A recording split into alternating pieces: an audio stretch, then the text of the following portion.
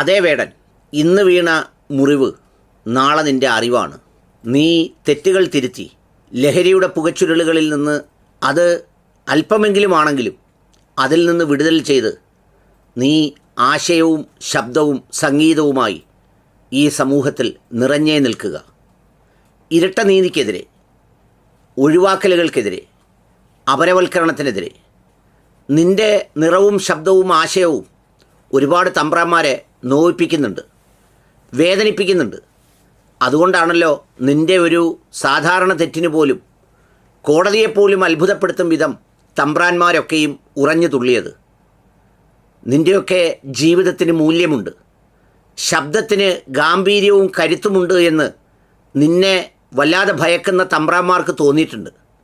അതുകൊണ്ടാണ് ഒറ്റപ്പെട്ട ചില തമ്പ്രാന്മാരൊക്കെയും നിനക്ക് വേണ്ടി സംസാരിക്കുന്നവരുടെ നാവുകളെ അരിഞ്ഞിടാൻ, കെട്ടാൻ വേണ്ടി ഒക്കെ വല്ലാതെ ശ്രമിക്കുന്നത്. നീ വാടിപ്പോകരുത് വേടനായി. നീ വാടിപ്പോകാത്ത വേടനാകണം. നീ തീയായി അഗ്നിയായി പടരണം. മനുഷ്യൻ്റെ മനസ്സുകളിൽ ആശയങ്ങളുടെ ജ്വാല നിറയ്ക്കണം. നിശബ്ദത കൊണ്ടും നിസ്സംഗത കൊണ്ടും കൗശലം കൊണ്ടും ഈ സമൂഹത്തിൽ അപരവൽക്കരിച്ച് അന്യവൽക്കരിച്ച് ചില സ്വാർത്ഥതയുടെ സിംഹാസനങ്ങളിൽ കയറിയിരിക്കാൻ ശ്രമിക്കുന്നവരെ നിൻ്റെ വരികളും ശബ്ദങ്ങളും അസ്വസ്ഥതപ്പെടുത്തണം. നിൻ്റെ വരികളും ശബ്ദങ്ങളും അവരുടെ ഉറക്കം കളയണം. നിൻ്റെ ആശയങ്ങൾ ഒരു രണഗീതി പോലെ അവരുടെ നെഞ്ചകം പിളർക്കണം. അങ്ങനെ നീ നിറഞ്ഞു നിൽക്കണം. ഇന്ന് വീണ മുറിവ് നിനക്ക് നാളത്തേക്കുള്ള അറിവ് തന്നെയാണ്. അത് അനുഭവമാക്കി മാറ്റിയാൽ, അതിനി ഒരിക്കലും ആവർത്തിക്കാത്ത തെറ്റിൽ നിന്നുള്ള മോചനമാക്കി മാറ്റിയാൽ വേടൻ നിന്നെ വേണം ഈ സമൂഹത്തിന്. അതുകൊണ്ടാണ് ഒരുപാട് വ്യത്യസ്ത ജാതിയിലും മതത്തിലുമുള്ള മനുഷ്യർ, ചില പ്രത്യേക മാനവികതയുടെ ധർമ്മങ്ങളിൽ വിശ്വസിക്കുന്ന മനുഷ്യർ ഒറ്റക്കെട്ടായി നിന്നോടൊപ്പം കൂടിയത്. അത് നിൻ്റെ പുകച്ചുരുളുകൾക്കുള്ള പിന്തുണയല്ല, നിൻ്റെ കഞ്ചാവിനെ അംഗീകരിച്ച് മുദ്ര വെച്ചതുമല്ല. പക്ഷേ നിൻ്റെ ശബ്ദത്തെയും ആശയത്തെയും അവർക്ക് വേണമെന്ന് തോന്നിയതുകൊണ്ടാണ്.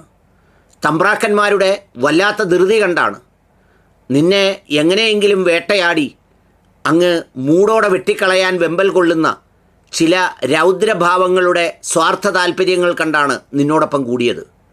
അവരുടെ പ്രതീക്ഷയോളം പോരാ, അതിനപ്പുറത്തേക്ക് നീ വളരണം. തലമുറകൾക്ക് നീ കരുത്താകണം. നിനക്ക് ലക്ഷ്യബോധം നൽകാനാവണം. നിന്നെ ഇനിയും ഇതുപോലെ ഏതെങ്കിലും തരത്തിൽ പിടിക്കപ്പെട്ടു എന്ന് കേൾക്കാൻ ഇടവരുത്തരുത്. ശരിയുടെ മാർഗത്തിലാവണം. നിനക്ക് കിട്ടുന്ന അംഗീകാരത്തെ, നിൻ്റെ മാനസികമായ കരുത്തിനെ ഏത് നിമിഷവും പല തെറ്റായ മാർഗങ്ങളിലേക്കും നിന്നെ നയിക്കാൻ പ്രേരിപ്പിച്ചേക്കാം. അവിടെ നീ നിന്നെ നിയന്ത്രിക്കണം. നിൻ്റെ ആശയങ്ങളുടെ മൂർച്ച പോലെ നിൻ്റെ ഉള്ളിൻ്റെ തീർച്ചയെ നീ അതേ കാഠിന്യത്തോടെ ചേർത്ത് പിടിക്കണം. വേണം വേടൻ, നിന്നെപ്പോലുള്ളവരെ വേണം.